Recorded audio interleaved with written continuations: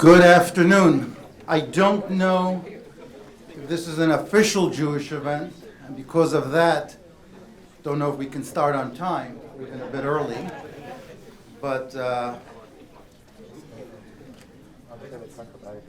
please kindly find your seats. We have prepared for you quite a nice lunch. This is the first course, so feel free to open it up and enjoy. And it's strictly kosher.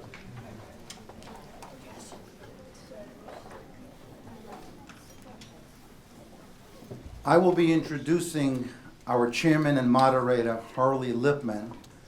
Before I ask Harley to deliver opening remarks and share his thoughts on this very important and auspicious day of International Holocaust Remembrance Day, I will then ask for members of the diplomatic community to just introduce themselves, stand up and introduce themselves, but I will do that after my opening remarks.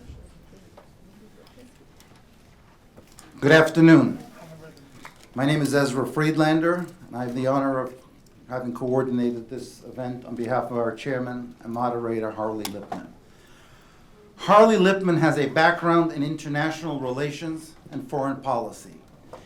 He has strong personal relationships with key senators and members of Congress. Harley is your quintessential entrepreneur.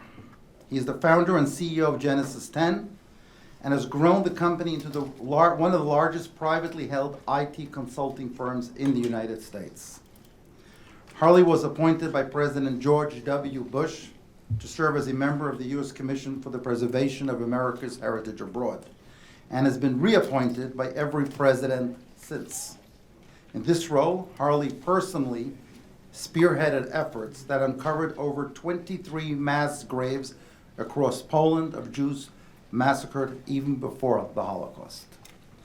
Harley was personally responsible for erecting 23 memorials in Polish, English, and Hebrew, in which both rabbis and priests officiated at the memorial service and school children adopted grave sites to maintain. Harley's tremendous efforts to keep alive the memory of Jews slaughtered in mass graves led Poland's Minister of Culture and National Heritage in 2023 to award Harley with the medal called Guardian of National Memorial Sites. Harley is also a recipient of numerous honorees, including the Jewish American Heritage Award by members of Congress.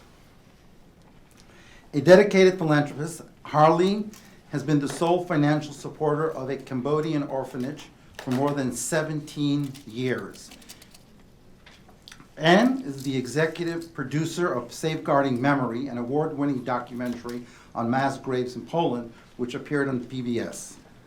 Additionally, as we all know, Harley is a regular commentator on national and international television on issues related to the Middle East, workforce development, U.S. politics, and the economy. Harley received an MA in International Affairs at Columbia University, studied abroad in Poland on a Fulbright Fellowship, and received a scholarship to study at the Ukrainian Institute at Harvard.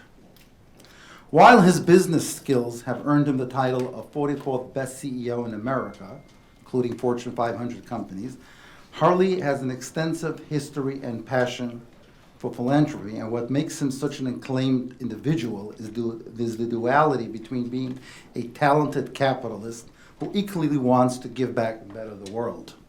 On a personal level, Harley comes from a strong Jewish identity. His grandmother comes from a small town between Poland and Lithuania.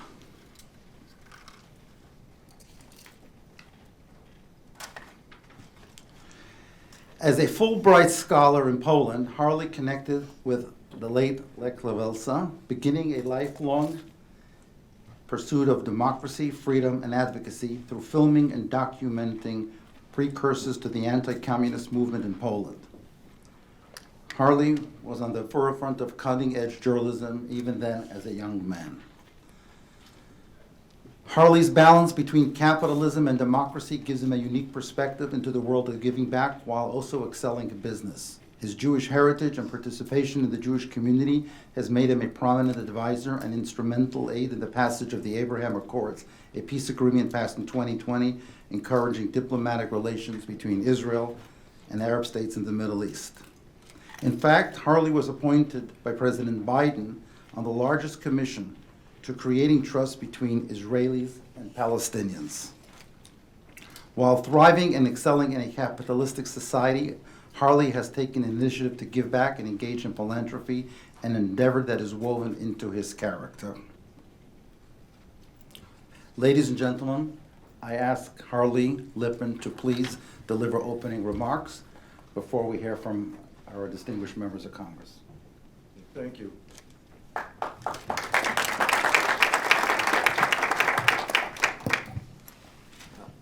Ezra had many kind words to say about me, but the one thing that he didn't say that I will add is I think given what this day is, Holocaust Remembrance Day, is that like many others, I lost exactly, we're able to figure out 86 members of my family during the Holocaust. So that's what makes this on a personal level very meaningful to me.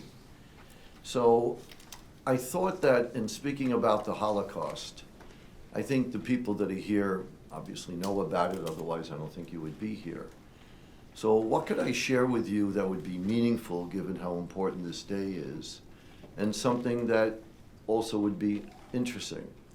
So what I'm going to do throughout this program is discuss some significant aspects of the Holocaust that may surprise you, that I suspect many of you have never heard before. And at the same time, compare it to what's happening now, because not since the Holocaust, and this is all factual, have more Jews been murdered just because they're Jews on October 7th.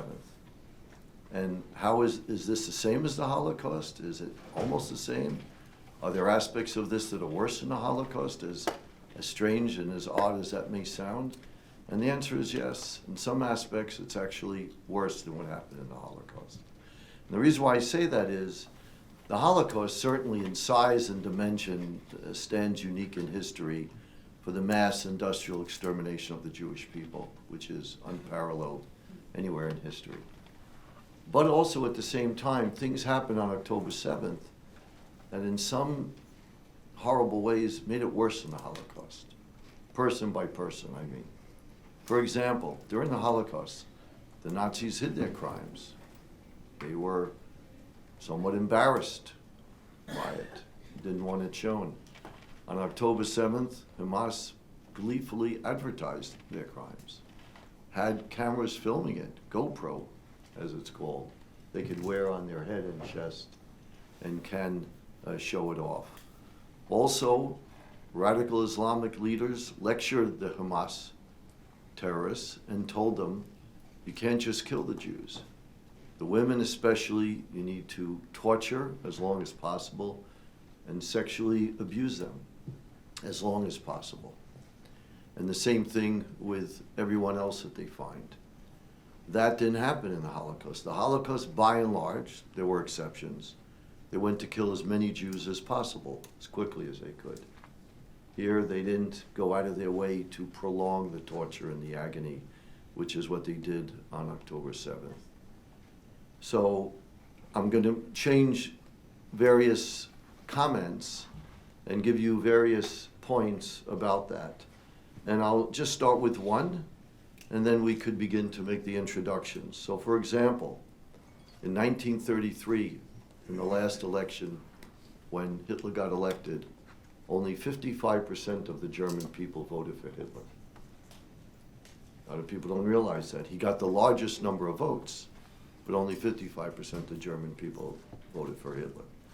It's important to know because even with the majority of people not voting for somebody, doesn't mean that when people come to power that they can't implement some evil and terrible things. And and in Germany, anti-Semitic politicians never got more than like 4% in the vote, historically. So it's not as if Hitler was a unique phenomenon. which again, I'll go into it a little bit later. Thank you very much, Mr. Friedlander. Ezra, he's a wise man, marrying a Hungarian.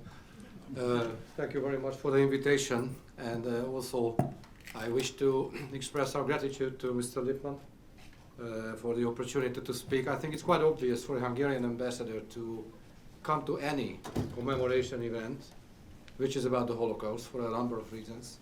I come from a country which has one of the largest, the second largest Jewish community on continental Europe, despite the Holocaust, and we have a very special link to the Holocaust. This was one of the darkest period of our history, a national tragedy. 600,000 Hungarians were killed by the Nazis, and collaborators of the Nazis also in Hungary.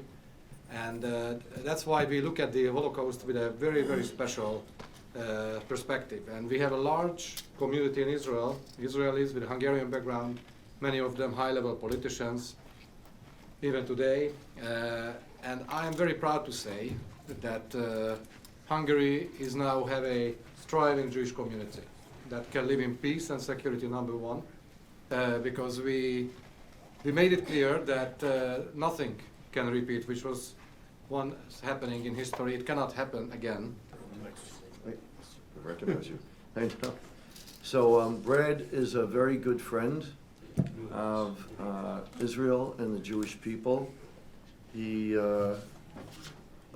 helped pass a resolution condemning anti-Semitism and making sure that the United States and the world at large understood and recognized that Israel is a legitimate nation and has a right to defend itself. So he sits on the House Foreign Affairs Committee. You have a lot of work ahead of you, especially dealing with the issue of Israel being accused of genocide and inversion of really what genocide means, and we hope you and your work speaks to that. Harley, thank you. First, let me start with thanking you for your leadership and your work on behalf of the United States as well as the Jewish people. It's an honor to be here to recognize your remarkable contribution. And I just can't thank you enough. It's also an honor to be here as we approach Holocaust Remembrance Day. The Holocaust is a singular event in history, a industrialized effort to eradicate the Jewish people, 6 million people murdered, an entire population devastated. And as Harley touched on, we sit here today in the near shadow of the horrific attack of October 7th. Touch on some of the similarities. Both the Holocaust and the attack by Hamas share a commonality of barbarism, of brutality. Harley touched on how awful the attacks were, the fact that they were broadcast, the intent to torture, the horrific decision, strategic decision to use sexual violence, sexual assault, rape as a strategy. Tragically, not entirely, but we have seen too much silence in the world, in particular with respect to the sexual abuse, assault and rape of October 7th and subsequently. And we have seen, again, the slander, what we saw at the International Court of Justice. If you haven't had a chance to watch Tal Becker's response, it was masterful. I wish I was half as smart and a quarter as eloquent as he, but I recommend it to everybody. But I think what's also important, and we can't lose sight of and understand that for our generation, it's our responsibility, is there are key differences. First and foremost is the Jewish people are able to defend themselves. Jews have a state, and the Jews have an army. And the Jews are not entirely alone, as was noted, and thank you for your comments, Ambassador. We have allies. Jews have allies, Israel has allies. And as you will hear from my colleagues in the halls of Congress, we are clear-eyed. We know what happened on October 7th. I think the United States, credit to President Biden, but also to the House and the Senate, have stood clearly stating with moral clarity that Israel has a right to defend herself, has a right to protect its citizens, defend its borders, and rescue its hostages. And that is the key thing. So as we sit here on the lead up to Holocaust Remembrance Day, we know our responsibility. Every generation has its challenges. We have a challenge, but we stand up and ready for the challenge. Thank you very much. So next we have Congressman Greg Landsman from Ohio. Thank you, Harley, and thank you all for being here, and the ambassadors, Ezra, for everything that you do. We're going to be commemorating, remembering the Holocaust next week, and it has obviously been top of mind for months, since October 7th, the worst day for Jews since the Holocaust. And as Harley mentioned, that in some ways it was worse in that there was no disguising, there was no hiding. It was broadcast. There was pride, and what has emerged is a level of anti-Semitism that I certainly have not seen in my lifetime. And when I was in Israel just a couple months ago, we went to Yad Vashem. For the second time, I went to the Book of Names, and I had, this was the second time. The first time I thought, well, I'll just, find a Landsman or two. And it was pages of Landsmans. And as I went back the second time, I was less overwhelmed by the moment and more resolved in that my responsibility to speak up is as high as it gets. And to talk about, as Harley did, what's happening now, and the fact that the Holocaust didn't happen in a vacuum. It was blood libel and conspiracies and all of the awful things about society ascribed to Jews, and that's when societies turn on us, and it gets incredibly dangerous, and we're seeing that now. So you will face this moment, as we have, with resolve and empathy and kindness and determination and with one another. Thank you. Thank you. Again, I just want to emphasize why, this is so important, because what we're experiencing now with October 7th is Holocaust 2.0. We all kind of thought, I think before October 7th, that the Holocaust is something of the past. Schindler's List, black and white pictures. I don't think anybody really thought that we could experience anything remotely like it, and here we are. So why does that matter?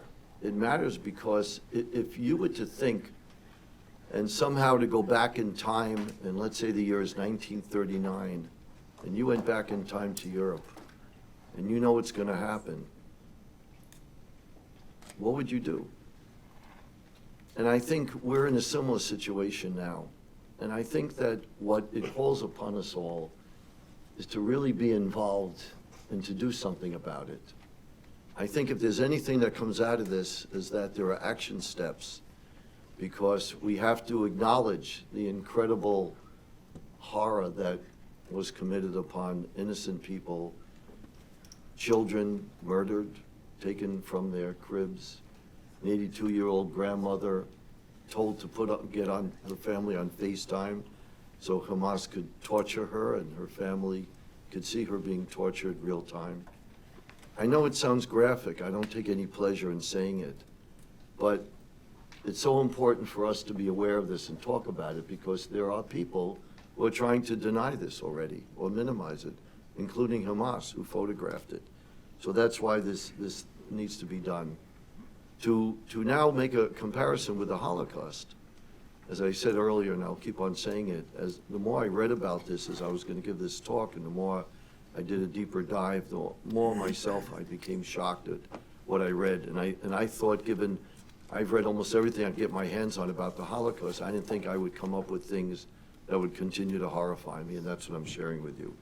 So another data point is that more than 50% of all German physicians in the late 1920s and early 1930s, before Hitler obtained power, so it's not that they were opportunistic and wanted to be with the ruling power, more than 50% of all German physicians joined the Nazi Party before they took power. Physicians. So with that, I'm going to then introduce next Grace Meng, I think we have Grace. And Grace, I want to thank you so much for bringing Deborah Lipstadt to your district. Bravo to you. That was a really good action step to help educate people in your constituency. Thank you. Thank you, Chairman Lipton, and thank you so much for your work and for bringing us together today to the forgotten heroes of the Holocaust. My name is Congresswoman Grace Meng, proud to represent neighborhoods in Queens, New York. I want to thank all the diplomats, my colleagues, and others, all of you who took time out of your busy schedules to be here today in respect of this important occasion. Today we gather to commemorate International Holocaust Remembrance Day and recognize the forgotten heroes of the Holocaust Congressional Gold Medal Act. This bipartisan bill, which I'm a proud co-sponsor of, reminds us that even though many chose to ignore or even aid the persecution of the Holocaust, others chose a different path. And it recognizes the bravery and heroism of 60 diplomats from countries around the world who literally risked their lives to save both Jewish and non-Jewish people from the Nazi Holocaust. I want to introduce Dan Newhouse from the state of Washington. Congressman Newhouse. Thank you very much, Mr. Chairman. It truly is an honor to be with you today, and it's a good thing that there aren't enough chairs for everybody here. So even though it's a tragedy that led to today, I want to thank you again for the honor to be here, to honor those that were lost due to a nature of evil that is not seen often in our world, fortunately. Almost 80 years ago, the liberation of Auschwitz, long time, but we have to remain committed to honoring at every chance that we get the over 6 million innocent Jewish men and women and children who were lost at that time. The Holocaust exists, I think, as a stark reminder of the consequences of hatred and prejudice. And I see it as a moral duty to ensure that the lessons that we learn from that hatred, from that prejudice, reflect the resiliency of the survivors and also those that helped to end the tyranny. Evil, as it was seen in that era, and is even seen around the world today, unfortunately will never cease to exist. But that doesn't mean the fight to end it should cease to exist. We have to continue forward. You know, history is part of a sustaining education to help teach our young so they can also learn to denounce the evils that lead to the regimes that want to practice these kinds of things. Next, we have Congressman Ralph Norman. Harley, Ezra, I want to thank you and the ambassadors. Thank you all for making the time to come to our nation's capital. You know, I wish, after what happened on the 7th, I wish all of you could have been in that room when we had a private showing for all the Congress of what happened. Visual images of children being shot in the face, fires being set, pregnant women screaming, and you know the reporters were right there. Everybody, as gruesome as it is, needs to see this, because folks, this could happen again today. That's why it's so important to remember January 27th. Thank you all for being here as we remember on this day. But thank you very much for all of the work that you do and the support that you give to our communities. I am Alma Adams, and I do represent North Carolina's 12th Congressional District. On International Holocaust Remembrance Day, we face an annual choice to lift up the worst impulses of humanity or the best. As far apart as the stars may be, they may nonetheless always be seen, for there's still always more light than darkness. And even today, when all our ups and downs seem to be recorded and shared, we know small acts of service go unnoticed. heroes who seek neither reward nor recognition. And to the many that risk so much to save 1, 2, 3 lives or more, we honor them here as we know them, as a beacon for all of those who serve the cause of humanity amid the terrors of the Holocaust. 2001, Holocaust Remembrance Day, has been a national day of remembrance in Sweden. It is a day when we honor the memory of all those who perished during the Holocaust, but also when we seek inspiration from the deeds of those who resisted. On this day, demonstrations, seminars, and school projects are arranged all over Sweden by the Living History Forum, a public agency launched in 2003 with a special mandate to raise awareness about the Holocaust as a way to combat the anti-Semitism that, as was said, is still prevalent today. This also follows in a long tradition of individual Swedes defending human rights out of a deep sense of moral duty.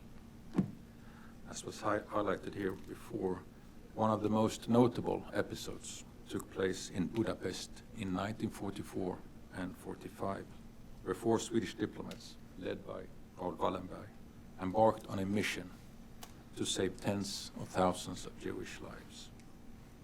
In a demonstration of remarkable resourcefulness and bravery, they issued protective passports, established safe houses, sheltered Jews in their own homes, and intervened in individual cases to stop deportations.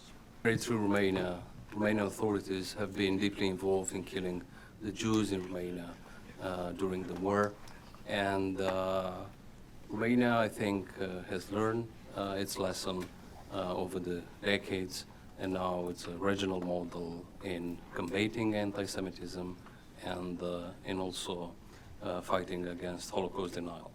Dear representatives, dear members of the diplomatic corps, dear fellow ambassadors, friends of the Jewish community, I'm honored to be here with you to commemorate the International Holocaust Remembrance Day. Going back to October 7th, what makes this, out of so many reasons, so extraordinary and so traumatic for all of us is that, you know, Hamas attacked what is probably the poorest of Jews in Israel. That's why they're living on the border with Gaza. And the most pro-Palestinian of Israelis were living on the border with Gaza. You know, I think of Miriam Silverman, who would go to Gaza, would take Palestinian cancer patients and take them to Israeli hospitals to be treated for chemo and radiation. Didn't matter. Didn't matter. She was murdered just the same. And if you recall earlier in this conference, I mentioned that more than 50% of all German physicians joined the Nazi Party before they took power. I forgot to add one other thing. It surpassed that of every single other profession that joined the Nazi Party in statistically. So, with that said, I want to introduce to my right Congressman Neil Dunn from Florida, who issued a strong statement condemning anti-Semitism in his state and at the university level, and we are grateful for his courage and his support. Thank you very much, Mr. Chairman. It's an honor to be here. What an illustrious crowd I had. I guess I didn't know exactly how impressive an audience you're going to have. I have actually had a chance to go through the Holocaust Museum in Israel and also Dachau and Auschwitz and all these places. And it's really hard to believe that that level of hate, that depth of hate still exists in the world, but it does. And we see now that against all odds, certainly I would not have predicted it, that anti-Semitism is on the rise again in the West, in America and in Europe. And it's really confounding because we have these institutions, the Holocaust Museum and the concentration camps that we've preserved just to remind us of how bad this can be. And in spite of that, we see our honestly, I hate to say it, our universities, our colleges, promulgating this anti-Semitism once again. And it is, again, you surprised me with the reference to the number of doctors who joined the Nazi Party, but here we have the universities, the ones that are supposed to be protecting the history of our civilization, and they are distorting it. And so it's a disappointing thing. We have to redouble our efforts. We have to remind ourselves that it's important to continue to talk about these things and educate. And I will say, I think that Florida kind of leads the country in doing that, where we have a really excellent governor who's been attentive on these fronts. So I brag a little bit on Florida, but I'm still very embarrassed to say that we still have in our society any remnants of anti-Semitism, and just that depth of hate to anybody is amazing to us. Please keep up your good work. Thank you so much for allowing me to come. And I want to comment on that, what you said, because again, he took a position of incredible courage in speaking out about the universities. What's amazing to me is, if you had someone on a campus dressed in the KKK white uniform, right, and held up a sign advocating the genocide of blacks, do you think that that would ever be tolerated on any campus? Not at all. Yet when it happens against Jews, it didn't violate the university code of conduct. It's in context. Right, it's in context, but not just Jews. If anybody advocates the genocide of Japanese or gays or anyone, that should be unacceptable and violate a code of conduct. And it speaks to a strange phenomena going on about how, yet the use of pronouns incorrectly at the university would constitute at Harvard a violation of the code of conduct. How do you compare? It really just shows that, and we're all trying to grapple with this because we never thought it would happen, but anti-Semitism has never gone away. The Holocaust has never gone away. It went into hibernation, and now that has come out of hibernation. So it requires the efforts of everyone here to really do something that matters. At the end of the day, when we're on our deathbed and we think back as to what mattered to us and what do we do in life beyond family and other good things you may do, this is our moment. The world has changed since October 7th. And again, standing up for the Jews is standing up for humanity. It's standing up for everyone. So I'm really looking forward to everybody playing a more important role than you even have been in this terrible tragedy of October 7th that we're dealing with. Next, we have United States Representative Nicole Malliotakis from New York, who's the Assistant Whip for the House Republican Conference. Thank you for being here. Thank you. Thank you very much. It's great to be with all of you. I appreciate your advocacy and your willingness to come to Washington to have your voices heard. I think it's incredibly important that we continue to speak out and we do events like this and bring attention to the atrocities that we're seeing right now. First, let me say thank you to Harley for your work, particularly on the U.S. Commission on the Preservation of America's Heritage Program. Very impressive, the work that you've been doing there, and particularly with the memorials that you've erected in Poland and other places, and so we appreciate that. And I want to, I guess, piggyback on what my colleague Neil Dunn said. Yesterday we had a beautiful memorial tribute on the steps of the Capitol. It was a very well attended, bipartisan event in which we had a vigil to remember the hostages that are still in captivity by Hamas. In particular, today is the one-year birthday, first birthday for little Kiefer Bibas, and he's the one that has really become the face of the hostages. And it's so just sad and heartbreaking to learn that he won't be with his family on his first birthday. And so we pray for him, and we continue to push the administration to do everything it can to release all the hostages, in particular the remaining 6 Americans. Now I want to introduce Sven Al-Galai. Where is he? He's the ambassador from Bosnia and Herzegovina. And he is from a prominent Jewish family in Bosnia, a Sephardic Jewish family who settled there a couple hundred years ago, escaping another terrible crime against Jews, the Spanish Inquisition. Ambassador, the floor is yours. Thank you, Mr. Chairman, honorable representatives, Ambassador Ezra Friedlander, and dear colleagues, ladies and gentlemen. It's a really great pleasure to be in this such a significant event and to have a few words regarding for Bosnia and Herzegovina.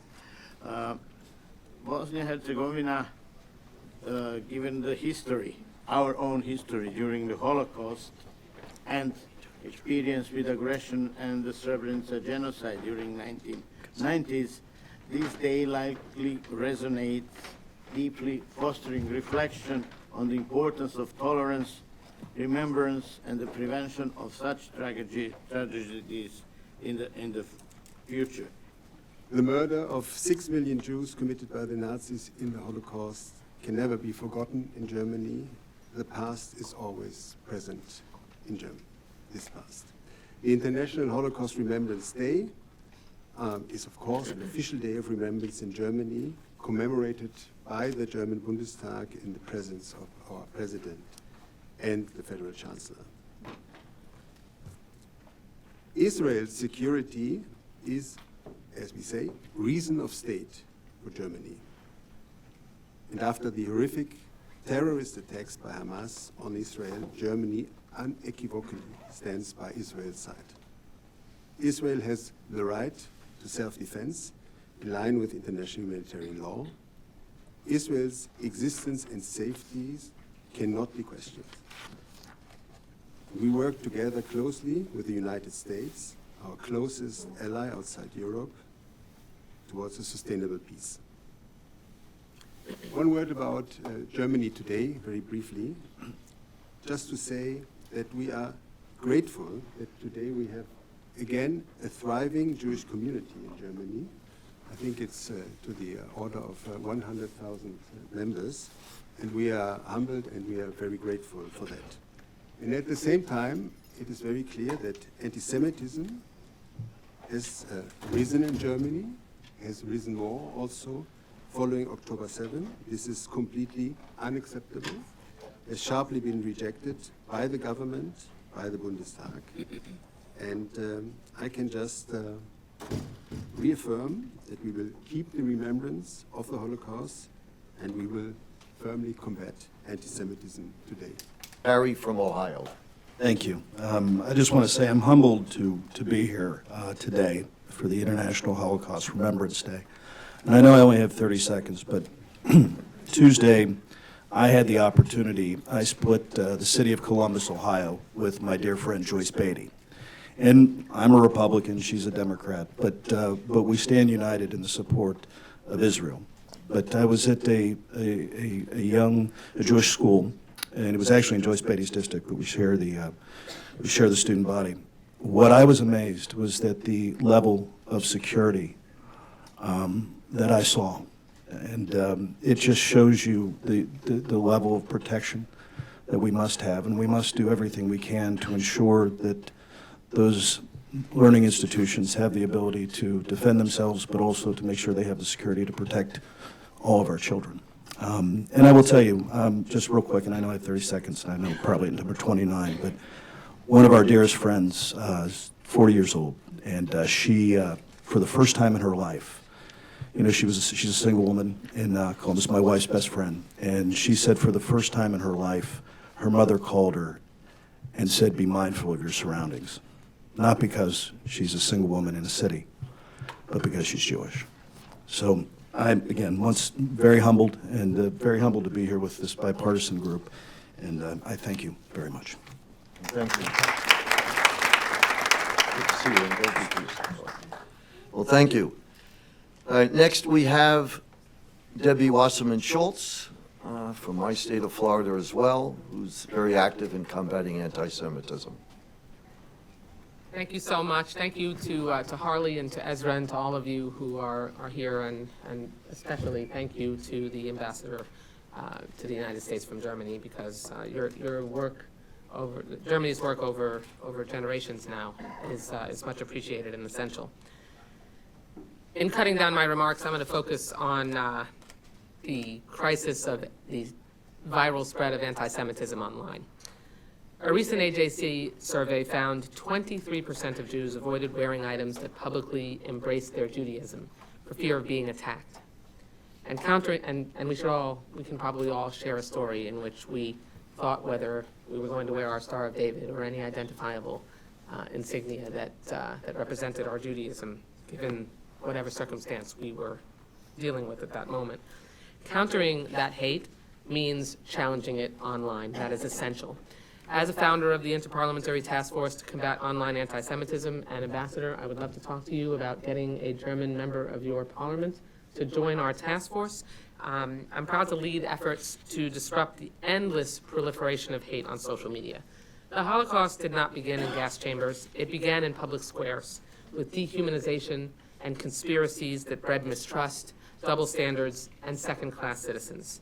Now, our public square is online, and it is rife with Jew hatred. We must also embrace Jewish history and celebrate its universal contributions to humanity, and really do the work to unite and embrace solutions to hate. To do that, Jews and non-Jews alike must vocally reject anti-Semitism, embrace truth, and honor our collective memory. The scale of the challenge that we face is unprecedented, but I'm grateful to have partners who share my dedication to securing the dignity and rights of the Jewish people and ending the scourge of anti-Semitism. And I know that together, as we reflect on the anniversary of the liberation of Auschwitz-Birkenau, we reclaim some justice for the millions who died at the hands of hate. My name is Congressman Nick LaLota. I'm an Italian-American Roman Catholic kid from Long Island. I want to tell you not only who I am, but why I support Israel and why I want to fight anti-Semitism. I served in the Navy for 11 years, my brother 20 years in the Marine Corps. Most of my family was either law enforcement or military. And I understand from a national security perspective, the enemies of Israel are the same enemies that America has, that those who chant death to America are the same ones who want to wipe Israel off of the map. I know this in my core. On my right lapel, and some of you folks can't see it, I wear a F-35 Lightning pin given to me by a defense lobbyist with an Israeli flag wrapped over it. I've worn this before October 7th because I understand the nature of the relationship between Israel and the United States. It's one of national security. It's also one of religious freedom. We are two nations who are founded upon religious freedom, and we should ensure that we guarantee that freedom every day, and we should put our money where our mouth is. In the Armed Services Committee where I sit, we have security assistance, intelligence sharing, and whatnot to ensure that Israel and America fight our common enemies, and we understand that importance.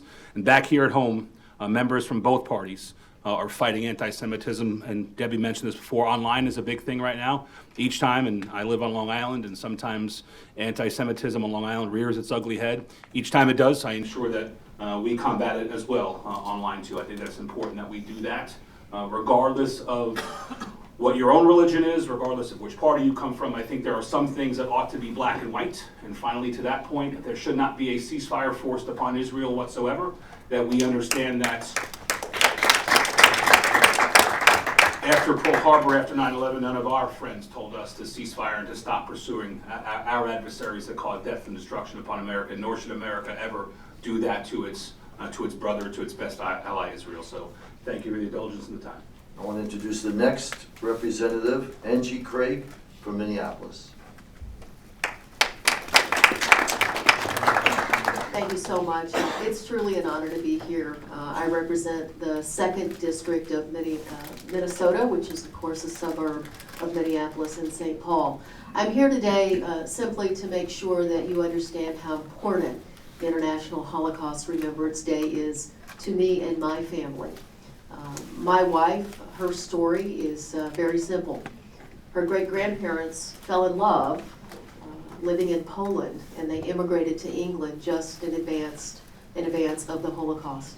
They were the only 2 surviving members of each of their families. My wife is Jewish, our kids are Jewish. You will always have an ally in me. I think history is important. I think battling anti-Semitism is incredibly important, especially in this day and time, and you have my utmost commitment so that you know that there is a congresswoman in Minnesota who is fighting for the right for Israel to exist. Thank you. Next, we have Congressman Mike Lawler from New York. Thank you, Harley. Mom, Dad, I just killed 10 Jews with my bare hands. Those were the words we heard when I traveled to Israel in November with Chairman McCall. And we watched a 21-minute video of the unedited raw footage of the attacks of October 7th. A young man calling his parents in Gaza to tell them about how he killed 10 Jews with his bare hands. That level of hatred is taught. They're not born that way. That hatred of Jews is taught. It has been taught in Gaza, it has been taught in the West Bank, and it needs to stop. Just to let you know, we do education. We do education for kids, education for public officials. We have locations. I was asking my colleague Giulietta, the train station in Milan, where people were trained out, is now a memorial. Binario 21, so it's underground. Today, Bulgaria is a proud member of IRA, and the working definition of anti-Semitism was mentioned. Bulgaria has adopted that working Semitism, and my authorities successfully have forbidden a lot of anti-Semitic initiatives in my country. But what is more and very important is that during his visit to Israel these days, the Bulgarian Prime Minister was very clear that Hamas and all its structures have to be eradicated, full stop. What we're doing more in Bulgaria, and here I will stop, we are teaching our kids what the Holocaust was, so they know, because they are the decision makers of tomorrow, and they have to distinguish between good and bad, and they have to do everything possible to avoid the atrocities from the past. Thank you very much. Well, thank you, everyone. It's an honor to be here with y'all today on the anniversary of the liberation of Auschwitz to talk about International Holocaust Remembrance Day. We remember the 6 million Jews, and I know y'all all know this. There's a phrase that comes out of that. What is it? Never, come on. Never again. I gotta get y'all all done. Never again. Never again. He knows it. Come on. On this annual day of reflection, the specters of Auschwitz and other Nazi death camps loom over us. The horrors of that dark chapter in human history must not fade from our collective consciousness. Come on, never again. Come on, y'all can do this. Y'all can do this. And I would argue that we're currently facing another dark day. As you know, about 100 days ago, we watched a deranged terrorist Hamas attack on our greatest ally, Israel. And I'm not going to quote Prime Minister Benjamin Netanyahu, but he basically said that everything they did butchering, they killed a bunch of people, and it must not ever be allowed to happen, never again. It is truly, truly horrific. And now we're seeing in the United States of America, and that's why I appreciate the ambassador from Bulgaria, anti-Semitism on a rise. Y'all witnessing that. And we ought to be teaching our kids, our students, our schools, and our colleges, what's the phrase? Never again. The honor of representing Central Florida in the Congress, the third most populous state in the Union and home to a thriving Jewish population, including in our district. I'm also the vice chair of policy for the Congressional Hispanic Caucus as well as the Future Forum. Both the Hispanic Caucus, a huge population, 1/4 of the population of the United States are of Hispanic descent.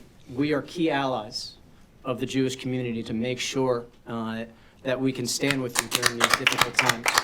Congressman Bill Foster, I'm the PhD scientist in Congress. I'm a physicist, and you know, for reasons I don't completely understand, always a disproportionate fraction of physicists ended up being Jewish, at least in the United States. I'm not sure why. I think it's the Einstein thing, but as a result of that, there was always a cafeteria table at the laboratory where I worked, dedicated to a discussion of Israeli politics and the deeper issues of why Israel had to exist as a result of the Holocaust and many other things in the past.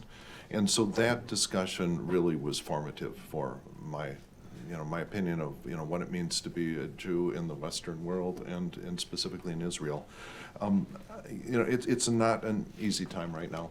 You mentioned Mosul. We went into Fallujah and put American lives at risk. And I'm very proud of the job that America did when we went into those cities where, there were bad guys hiding underground. They were, we had to go and fight. We had to fight and lose many American soldiers. And we did our best to minimize civilian casualties. And I'm very proud of that. And I think that high standard is the standard that all countries of the world, including Israel, have to be held to. It's a big issue, and the world only gets better if you do better than everyone did previously to you, and I think that's what our goal should be for every country that we represent here. We have Representative Dan Goldman from New York. Thank you very much, Harley. Thank you all for being here and for hosting this important gathering. It is all too apparent over the last 3 months how important educating our young people, educating both Jews and non-Jews in this country is. And I, for one, am very surprised to see the degree of ignorance, of misunderstanding, of a lack of context in so many people in this country. And as we gather for International Holocaust Remembrance Day, where every year we talk about never forgetting, we are now seeing exactly what happens if people forget. Now, forgetting can come in lots of different ways, including never learning about it. But the notion of never forgetting is that we have to continue to teach about it, and we have to teach proper history. We have to make sure that everyone understands the past history and plight of the Jewish people. And we will continue to do that in Congress. I certainly am continuing to fight not only for Holocaust education, but for basic fundamental Jewish education, so that people can understand that the Jewish people are not oppressors, that throughout history we have been oppressed. And as we gather here and solemnly remember the Holocaust, the worst genocide in the history of the world, we must also remember how far we have come and why we have come this far. We cannot no longer hide. We must push forward. We must wear our Jewish stars. We must hang our mezuzahs. We must proudly be Jews with everything that comes with that. And we have always persevered, and I'm very proud to be in Congress right now, where I can play a small part in making sure that we persevere once again. So thank you very much. Thank you, Congressman Goldman. Thank you. Okay, next we have Representative Mario Diaz-Balart from Florida. Thank you, all of you, for allowing me to spend these minutes with you and on this anniversary of the Holocaust Remembrance Day. Also, Harley, thank you for your years and years of hard work on this issue. And, it's unfortunate, but that it seems that we have to relearn the lessons of history. It's so infuriating to see this, the exposure, because it's been there, but the exposure of anti-Semitism after October 7th, and we've seen that everywhere, not only in public spaces, but also in institutions. And I will tell you, the days of acceptance have to end. They have to stop. Should be no surprise to anyone that I co-sponsored a resolution on teaching Holocaust remembrance because I come to the Congress from the classroom. I was a public school teacher for 15 years and was the National Teacher of the Year, and I understand that the teaching of history is important to our children because it gives them a better understanding of the world in which they live. When you study a war, you learn more not just about the conflict, but you understand how that conflict affects people around the world. You learn that world leaders face dilemmas, but you also learn how their decisions affect the future of our world, the future of our country, and when they create good outcomes or worse outcomes. The connection between the fates of Serbs and Jews during World War II is profound. Both faced tough times fighting against Nazis and their allies. In concentration camps, both nations endured tragic destinies. The Republic of Serbia is fully committed to preserving the remembrance of the Holocaust. Let me briefly highlight some recent initiatives. In 2016, Serbia became the first country in Europe to pass the Holocaust Property Restitution Bill. This means our country refunds money to Jewish municipalities for confiscated property, even without living heirs. More recently, the Republic of Serbia adopted the bill for the Memorial Center Staro Sajmište, honoring the memory of Jews killed by Nazis in Belgrade during World War II. This memorial, which is under construction, will stand as a testament to our shared history and the need to remember. I will also remind you that Serbia has been a full member of the International Holocaust Remembrance Alliance since 2011. In this regard, it is important to highlight that on October 12, 2023, the government of the Republic of Serbia adopted all 4 of those working definitions that have been mentioned here today. And that puts Serbia among only a few IRA member states that have embraced all 4 of these definitions. I want to ask Hans from Austria to share a few words with us. Thank you, Mr. Chairman. It's a real honor to be here today. And thank you for organizing this important event on the occasion of International Holocaust Remembrance Day, particularly, as was mentioned already before, in light of rising anti-Semitism across the world following Hamas' horrific and barbaric October 7 attack on Israel. As you know, Austria is a very strong partner and ally of Israel, and Israel's security remains raison d'etat for Austria. In light of the worrying rise in anti-Semitism and hate, Holocaust education and remembrance is therefore as important as ever and remains a top priority for the Austrian government. Austrian participation in the Holocaust was ignored for far too long. Only belatedly did we come to terms with our role as perpetrators and the historical responsibility that comes with it. In view of the terrible barbaric acts committed against Jews during the Holocaust, it is the duty of all Austrians to stand up resolutely and with the deepest conviction against all forms of anti-Semitism. We therefore maintain an ironclad commitment to acknowledging our past, learning from it, and working towards a future rooted in tolerance and understanding. Mr. Chairman, the last but not the least. That's right, last but not least. Okay, I'll take it short, just a few highlights.